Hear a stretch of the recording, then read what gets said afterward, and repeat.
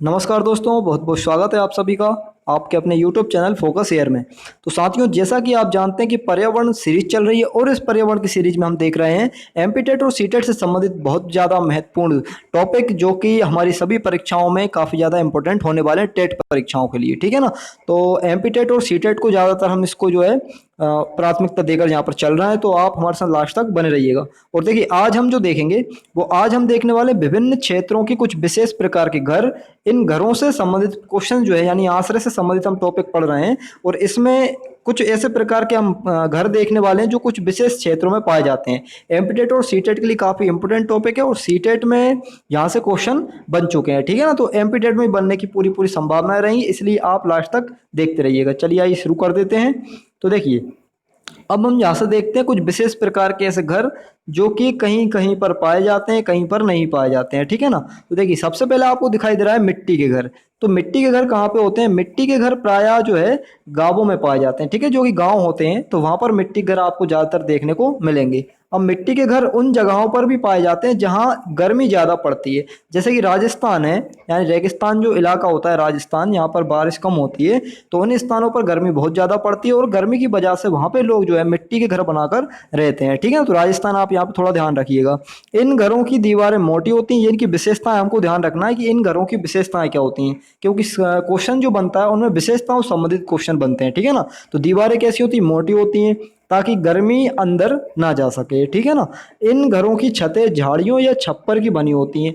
इनकी जो छतें होती हैं वो झाड़ियों की या फिर ऊपर छप्पर टाइप का एक झाड़ी या घास फूस से संबंधित छप्पर ऊपर दिखाई देता है, ठीक है ना। कुछ घरों के छत में नीम या कीकर की लकड़ी का प्रयोग किया जाता है, ठीक है, ताकि कीड़े ना लग सकें। तो देखिए, यहाँ पे क्या करते हैं ये कुछ जो इनमें घरों में जो लकड़ियाँ यूज करते हैं, ठीक है ना, उनमें नीम की लकड़ी या फिर कीकर की लकड़ी का प्रयोग करते हैं। नीम या कीकर बात एक ही है। तो इन लकड़ियों का प्रयोग करते हैं ताकि वहाँ पे कीड़े न लग सकें। इन घरों को समय समय पर लीपा जाता है, यानी गोबर से लीपते हैं ताकि मिट्टी टूटे नहीं, ठीक है ना। जो मिट्टी है वो पानी से नमी के कारण जो है टूट ना सके, इसलिए उसको बार बार लीपा जाता है गोबर की सहायता से, ठीक है ना। इन घरों के फर्श को गोबर से लीपा जाता है ताकि कीड़े न लग पाए। एक कारण ये भी होता है गोबर से लीपने का कि उस पर कीड़े ना आ सकें, ठीक है ना। तो ये भी ध्यान रखने वाली बात है। मिट्टी को मजबूत बनाने के लिए उसमें हमें क्या मिलाना पड़ता है? भूसे को मिलाना पड़ता है। मिट्टी अगर हमें मजबूत करना है तो उसके लिए मिट्टी के साथ साथ क्या मिलाते हैं? यहाँ के लोग भूसे का प्रयोग करते हैं, जो भूसा होता है उसका प्रयोग करते हैं, ठीक है ना। तो राजस्थान मुख्य रूप से यहाँ पे लकड़ी के यानी कि ऐसे मिट्टी के मकान यहाँ पर देखने को आपको मिलेंगे, ठीक है ना। मोटी मोटी दीवारें होती हैं उनकी और साथ में भूसे का वहाँ पे प्रयोग किया जाता है। अब हम देखते हैं बांस और लकड़ी के घर मुख्यतः कहाँ पाए जाते हैं। तो देखिए, अब इस प्रकार के घर उन क्षेत्रों में बनाए जाते हैं जहां बारिश अधिक होती है। तो अगर बारिश किन्हीं क्षेत्रों में अधिक होती है, कुछ ऐसे क्षेत्र हैं जहाँ बारिश अधिक होती है, तो वहां पर मिट्टी के घर तो नहीं पाए जाएंगे, बांस और लकड़ी के घर ज्यादातर वहां पर पाए जाते हैं। ये जमीन से 10 या 12 फुट ऊंचे बांस के मजबूत खंभों पर बनाए जाते हैं ताकि बाढ़ आने पर घर को कोई नुकसान ना हो सके। मतलब कि 10-12 फीट की ऊंचाई पर इनको हम बनाते हैं, ठीक है ना। ये ऐसे मकान होते हैं जिनको 10-12 फीट की ऊंचाई पर बनाया जाता है और बांस की मतलब मजबूत जो बांस होते हैं उनके खंभों की सहायता से उनको बनाते हैं हम, ठीक है, ताकि बाढ़ का पानी अगर कभी बाढ़ आए तो बाढ़ का पानी मकान में ना आ सके या किसी प्रकार की कोई क्षति जो है मकान को ना हो, ठीक है ना। तो लकड़ी के घर, जहाँ पे बांस के घर बनाए जाते हैं।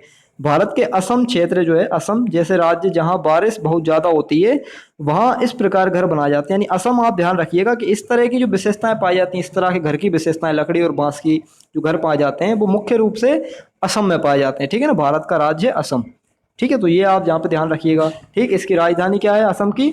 असम की राजधानी है दिसपुर। तो ये आप थोड़ा यहाँ पर ध्यान रखेंगे, ठीक है ना। तो चलिए देख लेते हैं आगे क्या है इसमें।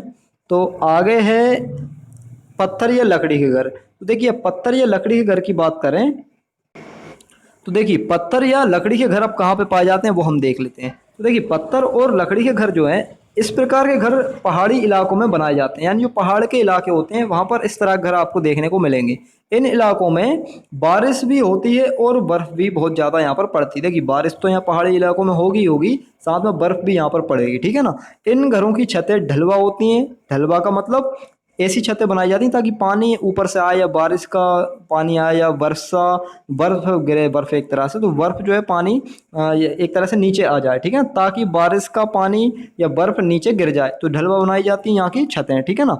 इसके साथ साथ ही यहाँ पर कहीं कहीं छत कैसी होती है, समतल भी पाई जाती हैं। कुछ मकान ऐसे बना लेते हैं लोग कि वहाँ पे समतल पाई जाती हैं छतें, या कहीं पे ढलवा पाई जाएंगी, ठीक है ना। पत्थरों के घर पर चूने की पुताई होती है। देखिए पत्थर के जो घर होते हैं वहाँ पे चूने की पुताई करते हैं ताकि कीड़े न लग पाए। तो देखिए चूने से भी क्या होता है, कीड़े नहीं लग पाते हैं, इसलिए इनसे बचाने के लिए चूने की पुताई की जाती है छतों पर, ठीक है ना, या पर घरों पर, ठीक है ना। ये घर एक मंजिल होते हैं या फिर दो मंजिल होते हैं, या तो एक मंजिल होंगे या फिर दो मंजिल होंगे। लद्दाख के लोग अपने घरों की निचली मंजिल को सामान या जानवर रखने के लिए प्रयोग करते हैं। देखिए लद्दाख की मुख्यतः बात हो रही, जम्मू कश्मीर क्षेत्र ऐसा है, पहाड़ी इलाका है लद्दाख। तो यहाँ लद्दाख की आप बात थोड़ी ध्यान रखेंगे। लद्दाख में यहाँ के लोग जो है नीचे की जो मंजिल होती है उसको जानवर रखने, सामान रखने के लिए प्रयोग करते हैं, और ऊपर वाली मंजिल पर रहते हैं, ठीक है। तो लद्दाख की विशेषता एक तरह, लद्दाख में रहने वाले जो लोग हैं जिनके मकान इस तरह के पत्थर और लकड़ी के होते हैं, तो ये इसको ध्यान रखेंगे आप, ठीक है ना। चलिए इसके बाद देखते हैं अब अगला जो मकान है वो है ईंट के मकान या ऊंची इमारतें। तो ईंट के मकान या ऊंची इमारतों की बात करें तो इस प्रकार के घर समतल क्षेत्रों में पाए जाते हैं। जहाँ पे समतल जमीन हो वहाँ पे इस तरह के मकान पाए जाएंगे। ये एक मंजिल भी होते हैं और बहुमंजिल भी होते हैं, एक से या दो से अधिक भी मंजिलें यहाँ पे देखने को मिलेंगी इस तरह के मकानों की। भारत के मैदानी भागों में इस प्रकार के घर पाए जाते हैं। कैसे, ईंट के मकान या ऊंची ऊंची जो इमारतें पाई जाएंगी वो मैदानी भागों में ज़्यादातर देखने को मिलेंगी, है ना, समतल क्षेत्रों में। ऊंची इमारतें बड़े बड़े शहरों में देखने को आपको मिल जाती हैं। तो ये तो सिंपल सा है, सब जगह देखने को मिल जाएंगी। इसके बाद अब बर्फ का घर या इग्लू, ये काफ़ी ज़्यादा इंपॉर्टेंट है, ठीक है ना, क्योंकि ये अलग ही हटके विशेषता है बिल्कुल इसकी। देखिए अब बर्फ का घर, इसी को हम कहते हैं इग्लू। तो बर्फ के घर को क्या कहते हैं, हम इग्लू कहते हैं, ठीक है ना। ये बर्फीले क्षेत्रों में पाया जाता है। ये बर्फ के टुकड़ों यानी ब्लॉक्स, जो बर्फ के टुकड़े होते हैं उनको जोड़कर बनाया जाता है इस तरह का घर, ठीक है ना। ये एस्किमो शिकारियों का अस्थायी निवास होता है, यानी कि एस्किमो प्रजाति के लोग हैं कुछ जो शिकारी होते हैं, एक तरह से उनका अस्थायी निवास होता है ये, ठीक है ना। मतलब ये स्थायी रूप से वहाँ पे नहीं रहते हैं, बनाते हैं तोड़ते हैं, बगन बनाते हैं तोड़ते हैं, इस तरह की यहाँ पे इनकी जो है आश्रय ये बनाते रहते हैं, ठीक है ना। तो एस्किमो प्रजाति के लोग होते हैं और बर्फ के टुकड़ों से ये अपना मकान बनाते हैं, ठीक है ना। और इनके जो मकान है उनको इग्लू कहते हैं, है ना। इसके बाद देखिए आगे देखें तो ये गुंबद के आकार का होता है। ये जो है गुंबद के आकार का होता है। इसका प्रवेश द्वार बहुत छोटा होता है ताकि बर्फीली हवा अंदर ना आ सके। तो हवा से बचने के लिए भी इसका द्वार जो है काफ़ी ज़्यादा छोटा बनाया जाता है ना, ताकि ठंडी हवा, सर्दी वाली हवा जो है अंदर ना आ सके। तो गुंबद के आकार का ये मकान ये बनाते हैं, ठीक है। बर्फ़ की दीवारों के बीच मौजूद हवा अंदर की गर्मी को बाहर जाने से रोकती है। तो बर्फ़ की जो दीवार होती हैं उनके बीच जो मौजूद हवा होती है, ठीक है ना, वो अंदर की गर्मी को, अंदर जो गर्मी रहती है उसको, गर्मी को बाहर जाने से रोकती हैं। तो ऐसी इसकी दीवारें ये होती हैं, ठीक है ना। तो चलिए ये हो गया इग्लू के बारे में। अब देख लेते हैं हम हाउस बोट। तो हाउस बोट भी एक आश्रय है, एक घर है। तो अभी किस तरह का होता है वो देख लीजिए।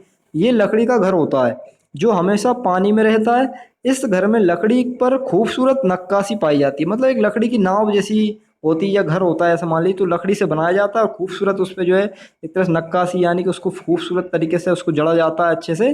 तो ये एक लकड़ी का घर होता है जो पानी में रहता है। ये 80 फुट तक लंबे हो सकते हैं भाई, 80 फुट लंबे तक ये मतलब बनाए जा सकते हैं।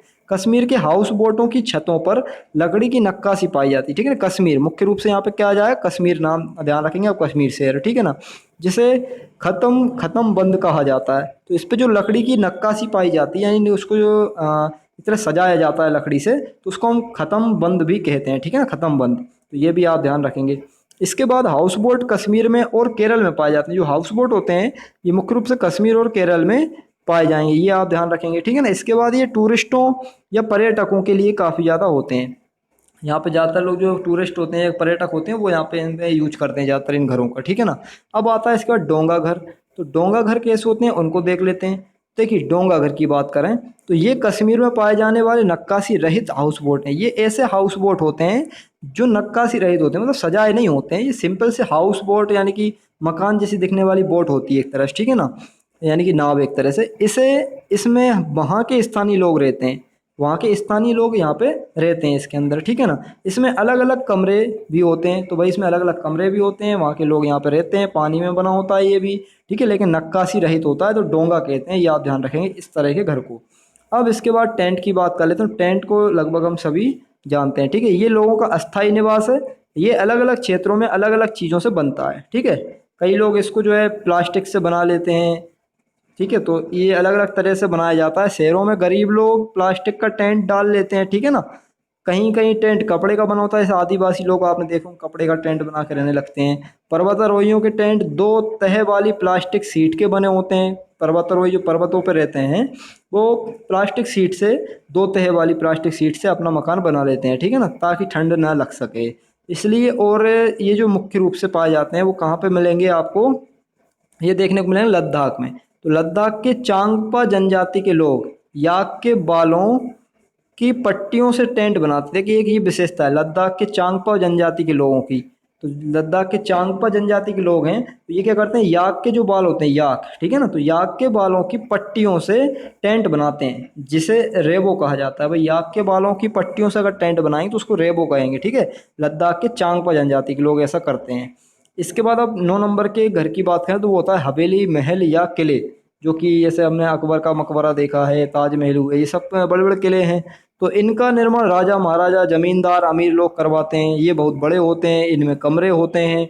इनकी छतों में, दीवारों पर, घर दरवाजों पर, खंभों पर खूबसूरत नक्काशियाँ देखने को मिलेंगी, सजावट देखने को मिलेंगी, ठीक है ना। इनमें पत्थरों और लकड़ियों का बहुत ज़्यादा उपयोग होता है। तो ये महल और किले की बात तो हम जानते हैं सब, तो ये ज़्यादा इंपॉर्टेंट नहीं है, ठीक है। लेकिन यहाँ पे जो भी हमने देखा काफ़ी ज़्यादा महत्वपूर्ण है हमें, ठीक है, क्योंकि यहाँ से क्वेश्चन बनता है सीटेट में, तो एमपीटेट में बिल्कुल बनने की संभावना है। तो दोस्तों आज बस इतना ही, और अगर आपको पसंद आए तो आप लाइक शेयर एंड सब्सक्राइब जरूर करें हमारे चैनल को, और ऐसे ही हमारे साथ बने रहें, ठीक है ना। बहुत बहुत धन्यवाद आप सभी का।